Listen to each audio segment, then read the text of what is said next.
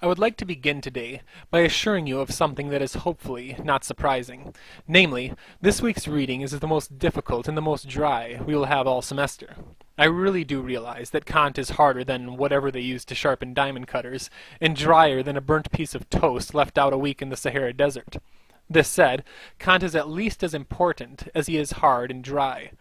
One of my mentors once told me that between Plato and Kant, every possible philosophical problem has been posed, and that every other philosopher is doing nothing more than commenting on them. This might be an exaggeration.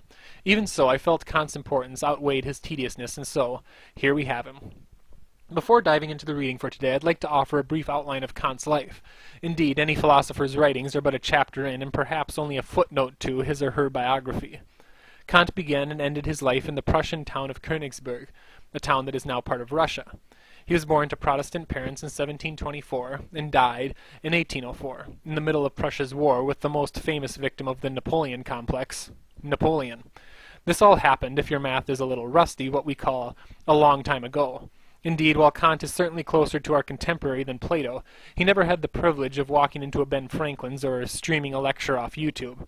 In Kant's time, Ben Franklin was a man rather than a store, and streaming meant little more than paddling up the local river. Kant, in other words, lived in a very different world than our own. Kant also lived in a rather different manner than most of us do. If you have ever seen the show Monk, you can get an idea of what Kant must have appeared like to his fellow Prussians. He woke every morning at 4, drank some tea, prepared and gave lectures, and then sat down to his midday meal. In the afternoon, Kant would read, and then walk up and down the square outside his home precisely 8 times before returning home to eat, write for 4 hours, and retire to bed at 9 p.m. on the dot. Every one of Kant's days looked exactly the same. This, then, gives you some idea of the man who Kant was. Perhaps it makes some sense of why his writing is so dry and meticulous, why it is much closer to a scientific argument than a work of literature, why it is even less exciting than polka night at the local Lutheran church. Lack of excitement in the reading, thus noted. Let's begin. From the opening of chapter 1, Kant is hurling abstract philosophical terms at his readers in the manner of a Chinese showman throwing knives at his petrified volunteer. Indeed, the book begins with the claim that nothing is good but a good will, or, for our purposes here, good intentions. So why is this? Well, Kant challenges us. Think about the other things we call good. For instance, we call certain characteristics good. It is good to be creative. But, Kant would say, what about serial killers who kill people in creative ways? Not good. Okay, well, what about certain good fortunes, then? Certainly it is always good to be healthy. Not bad, says Kant, but it's not going to fly. Because what about dictators who refuse to die? It's not good that they remain healthy. Okay, Kant, we reply. So maybe good characteristics aren't always good, and maybe good fortunes aren't either. But what about good outcomes? Certainly it's always good when the world becomes a better place. Not so fast, Kant says. Suppose I kick you in the back, trying to hurt you, but end up working out a knot you've had for weeks. The world becomes a better place, but I don't think you'd say that me kicking you was a good action. At this point, we should be frustrated, asking, well, what do you think is actually good then, Kant? By way of reply, Kant poses the following type of situation. Bill and Phil are both trying to save people from a fire. Bill saves 2, Phil saves none. Now, even though only Bill made the world a better place, it seems like both did something good. So what did they have in common? Kant's answer is that both had a good will. Both had their intentions in the right place. This, then, must be what is good without qualification. A good will is always good, no matter what happens in the world. So then, assuming Kant is onto something here, we need to ask, what exactly goes into having a good will? We all know what acting out of good intentions looks like. It's the guy who gives up his seat on the bus for a senior citizen. It's the woman who spends her day off cooking at the local soup kitchen. But how do we describe what these people are doing? What does it mean when we say that they have good intentions? Kant's proposed answer here is a good one, so good in fact that it has yet to disappear from philosophy classes. His answer is that when someone acts out of a good will, what they are doing is acting according to duty for the sake of duty. Using this type of description, however, sounds rather like Kant poured some philosophy terms in a blender and poured them into his book. So let's use an example to make this idea of duty for duty's sake clearer. Let's take the woman helping out in the soup kitchen. Perhaps her motivation is this. I help out because it makes the world a better place. In this case, the motive behind the woman's action depends upon the world actually becoming a better place through the action. But let's say every person who shows up to the soup kitchen is not really all that needy and just grabbing a free meal. In this case, the woman's motivation for helping falls apart. She is not making the world a better place. But clearly, the woman still has good intentions. She's still doing something good.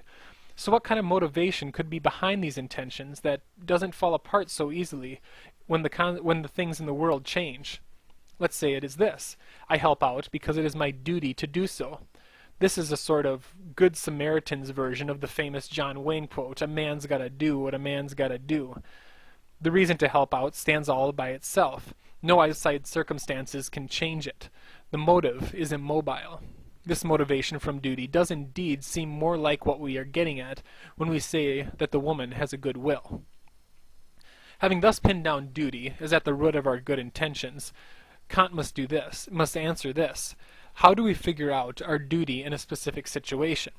Well, Kant begins first things first. Before anything, we've got to remember that duty has nothing to do with our specific situations or anything to do with what happens. A duty is a duty. When someone does something good, all that matters is that the person's intentions are good and based on duty. To eliminate specifics and consequences, then, what we should do, Kant suggests, is act as if our decision applies to all people, in all situations, at all times.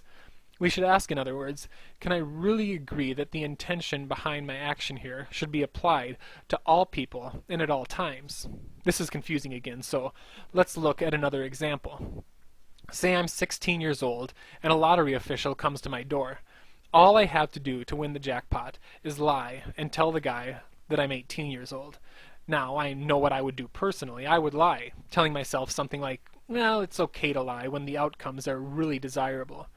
But at this point, Kant steps in and asks me, now, can you really agree that this should be a rule for every person at all times? In other words, can you agree that it's always okay for people to lie when outcomes are really desirable?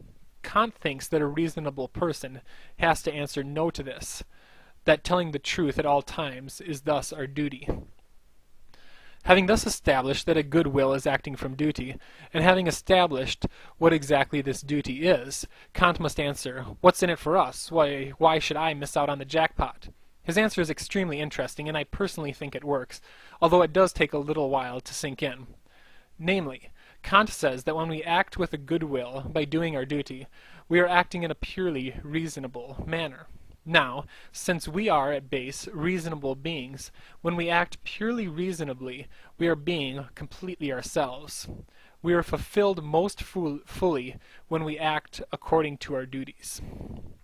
This brings us to the end of Kant's argument.